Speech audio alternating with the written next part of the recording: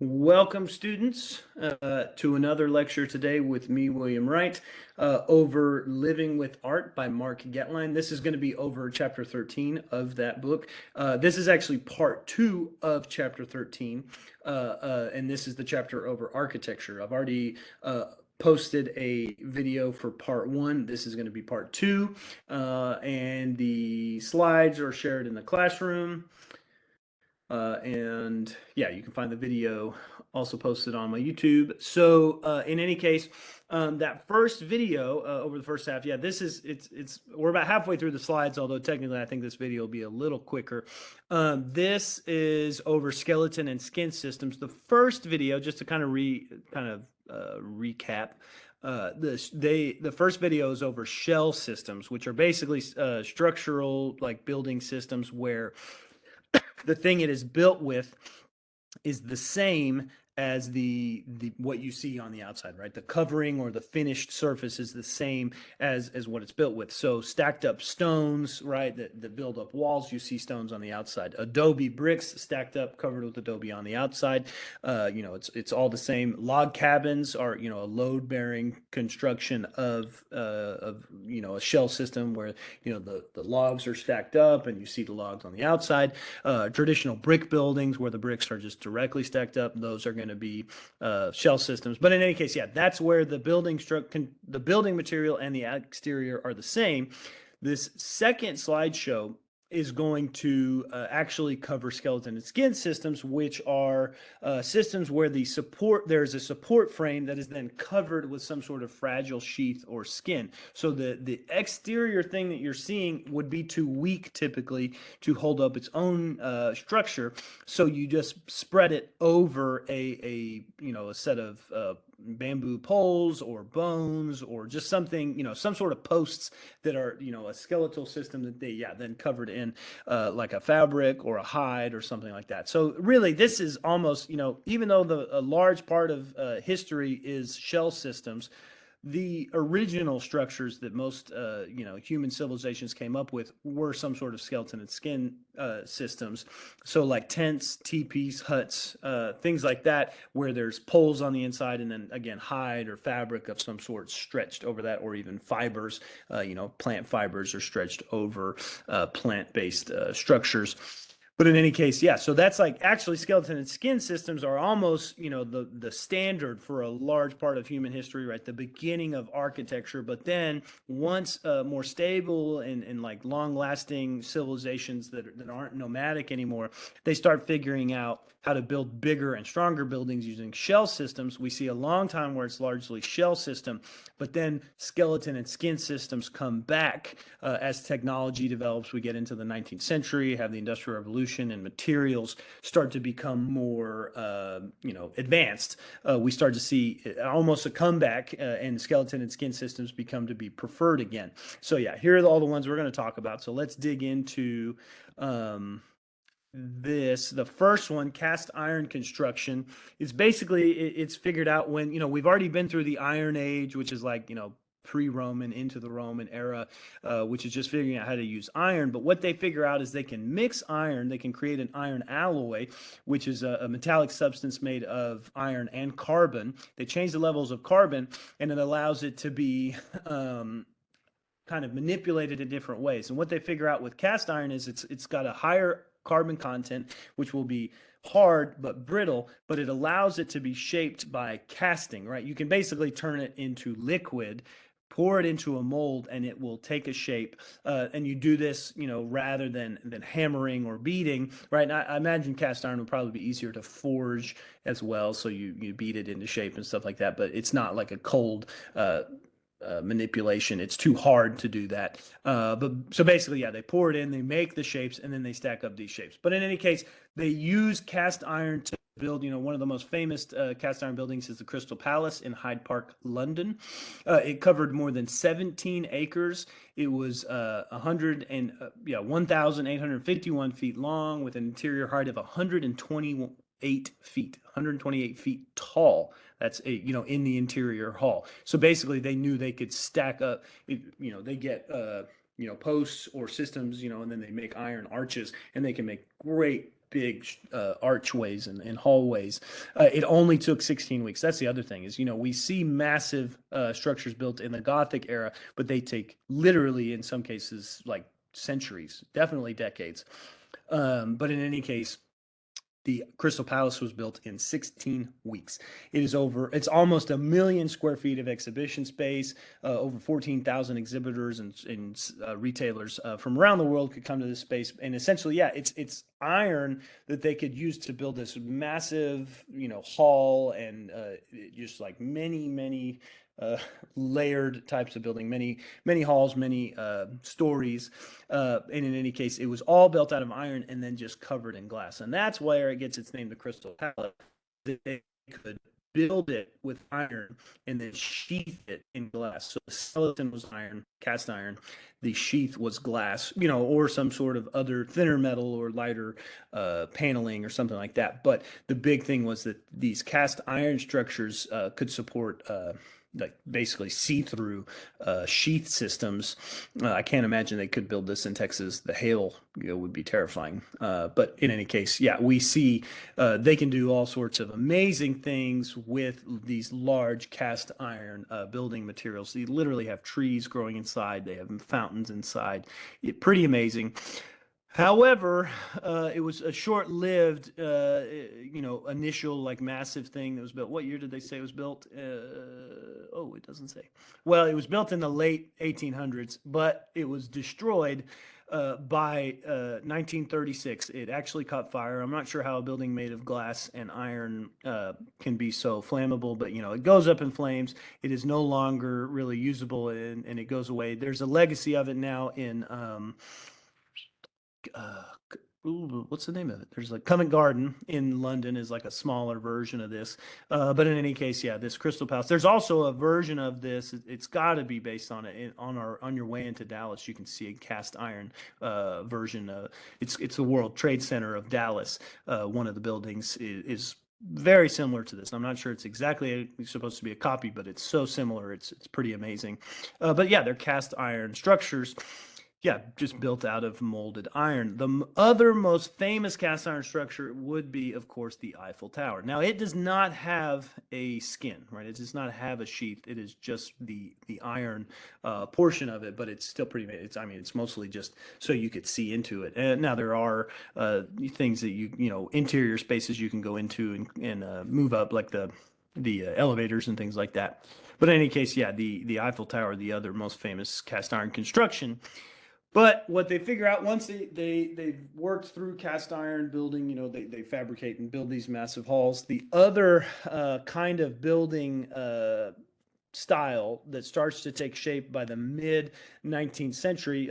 Prior to the mid 19th century, almost all houses were shell systems. Like I said, log cabins, stone houses, brick houses, adobe houses. Most houses were built out of, the structure was this, what you saw on the outside was the same thing that supported the structure. However, about 1833, we start to see the invention of balloon frame construction introduced in Chicago, and it's basically what all houses are built out of today. It's standard stud framing. This is like what 2x4s are made for. It's essentially building. It's a lighter wall because it's not solid. It's a frame. You put you put wood skeletal systems in place basically that will support the different stories, different floors, the ceiling, the roof, all of that, and it's all built out of the same size pieces of wood, and I don't know, essentially it just allows you to get really big interior spaces that are supported by a wall that's not super duper heavy.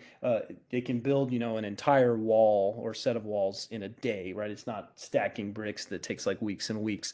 It's literally just taking the studs, putting them together, and then the balloon frame is wooden studs, but then you could, on the outside you could put brick, on the inside you could put sheetrock, outside could also be wood, shiplap, any kind of paneling, and yeah, the inside can be wood paneling as well. But basically there's a sheath that's going to cover it. Also in between each board they're going to put insulation typically. So yeah, this is your standard building type you see now. But real quick, let me ask, and you can hit pause to think about it for a minute. What two innovations are important for the development of balloon frame?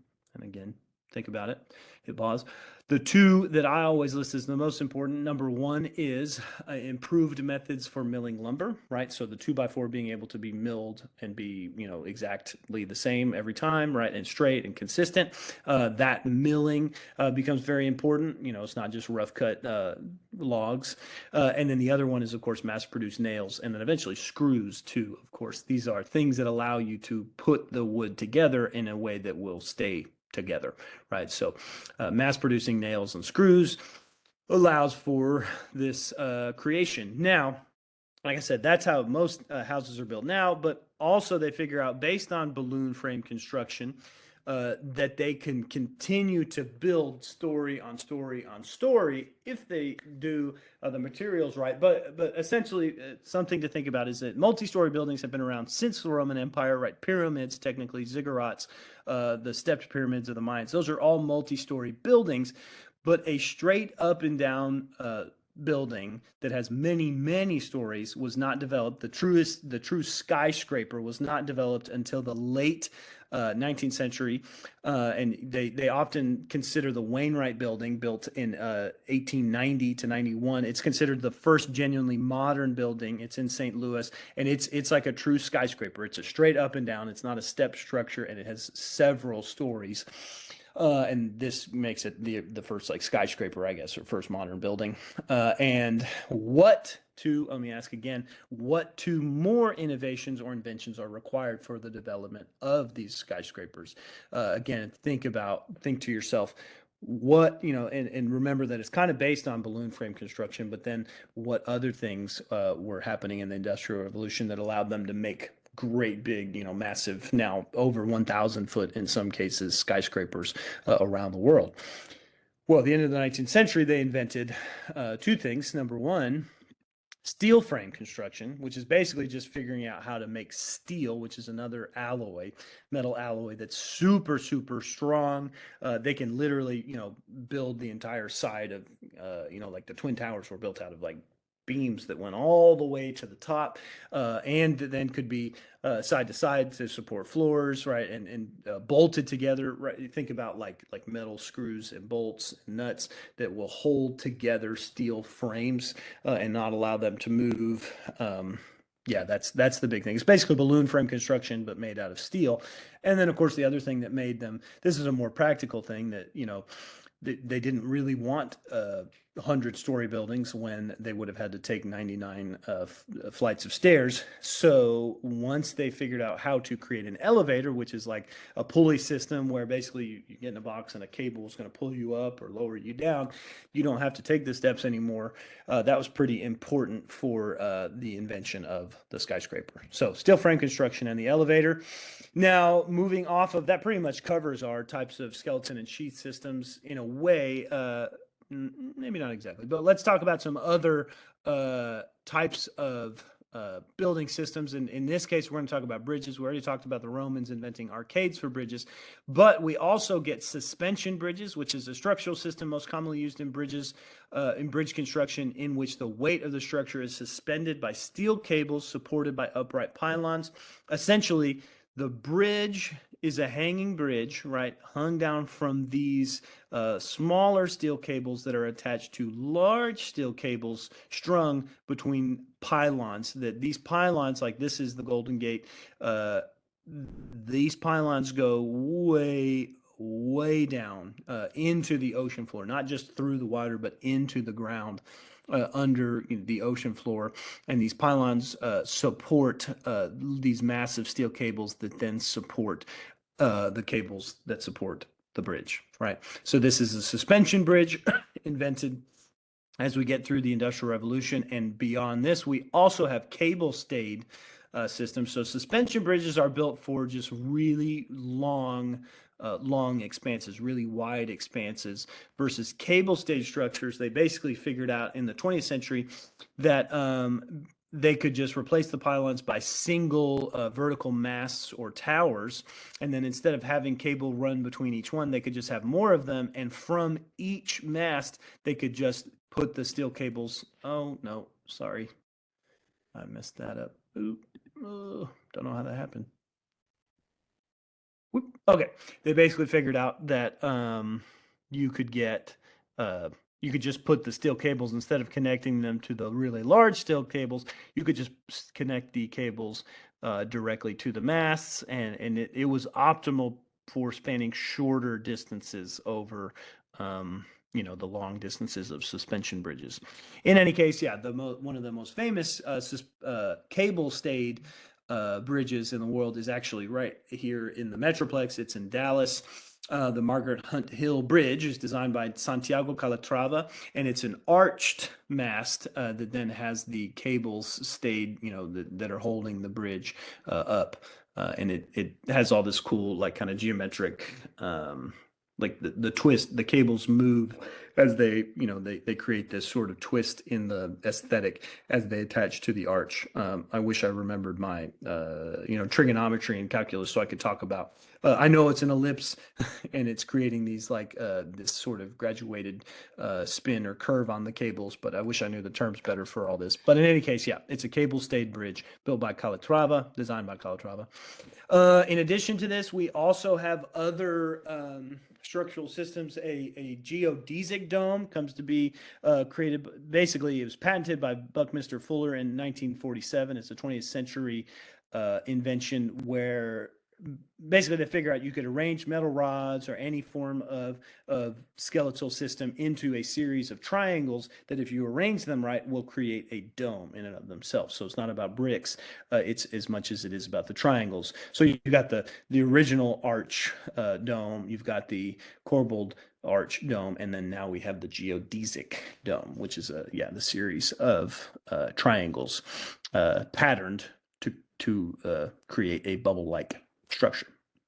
And going from there, as we move more into the 20th century, we also get new technologies. Frank Gehry is one of the first architects to take advantage of digital design, digital fabrication, and he does so by using CNC machines that can cut glass and blocks and things in these really precise curves, right? That a human hand basically couldn't do. He cut titanium panels to cover the exterior of this building here, the Guggenheim Museum. He figured out using modern technology, you could cut, you could fold, you could bolt things to underlying steel framework. You could cut stone to have complex curves. You could basically make each layer bigger or smaller than the layer before. You could have more cantilever pieces sticking off into space.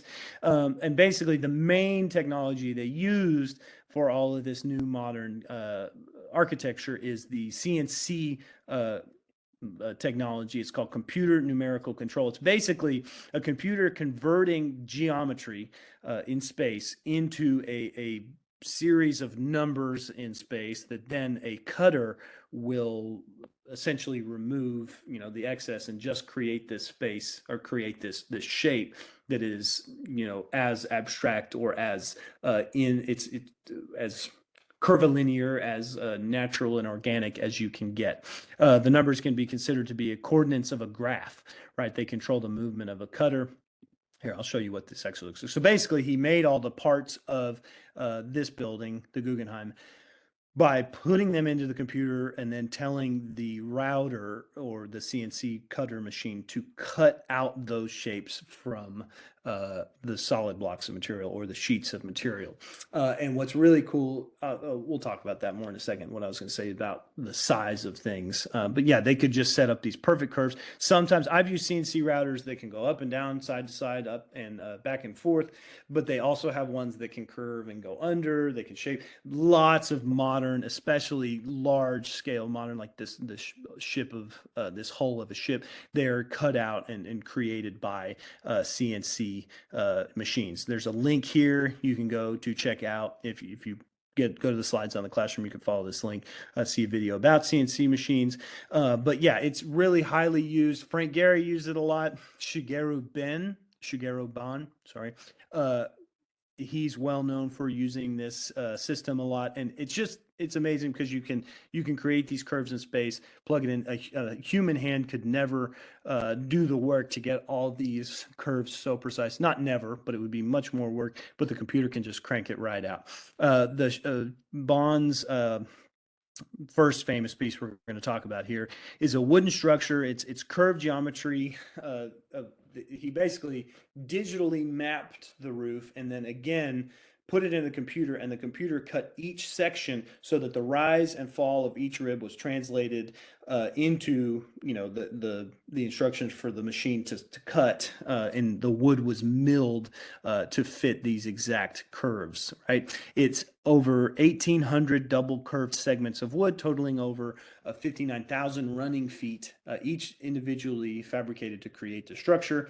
Yeah, so each piece of wood is different. It's going to have to be put together like a puzzle, but it allows you to get these complex structures. And notice here, he's also kind of returning to true tent style, fabric sheathing.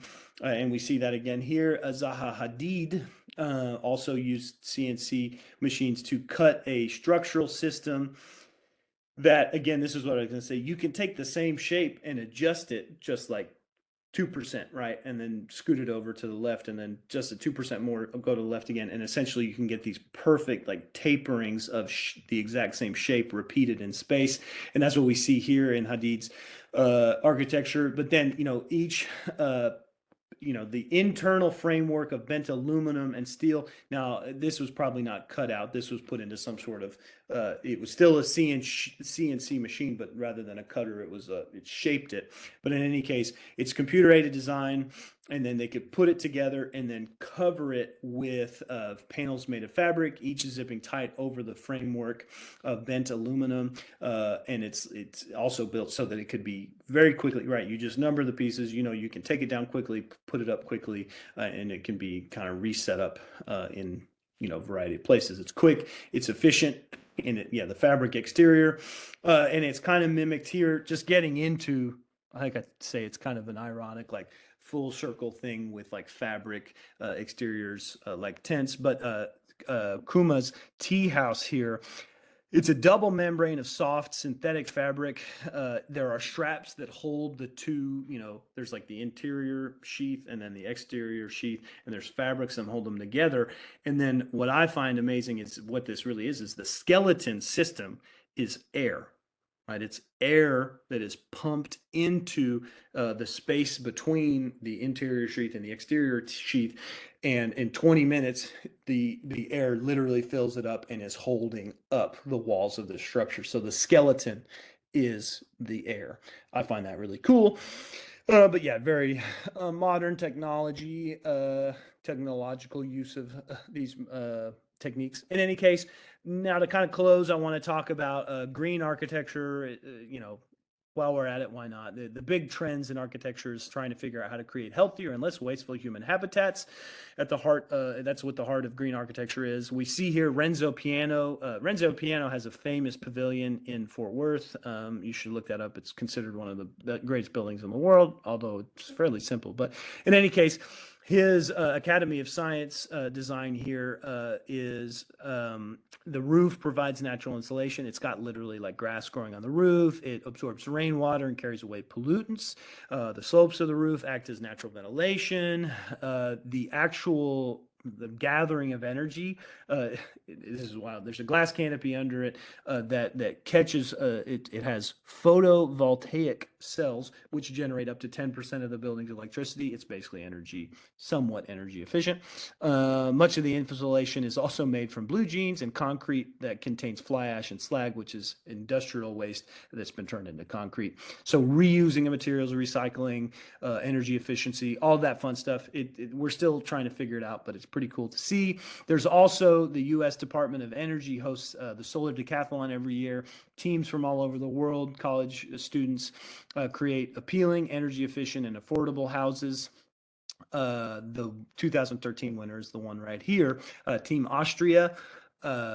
it's I guess Lisa house, and it's basically it's pretty cool. This is a thing where you can have your internal house structure can then be sheathed in a fabric that can be retracted or put out, depending on the needs of your environment. So pretty cool. It's a wraparound curtain house, and that's how you can close it. And so this is just a trend, getting more efficient, also just more fun, more interesting, more artistic uses of technology.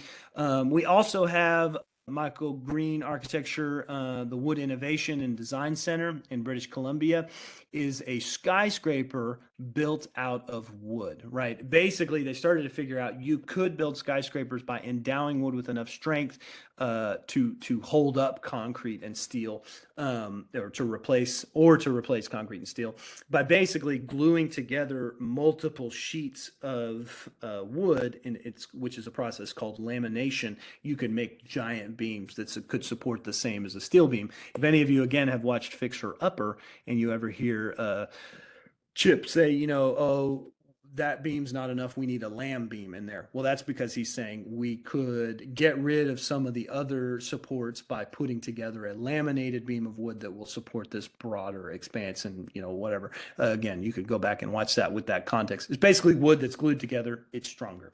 So you can get bigger beams out of it.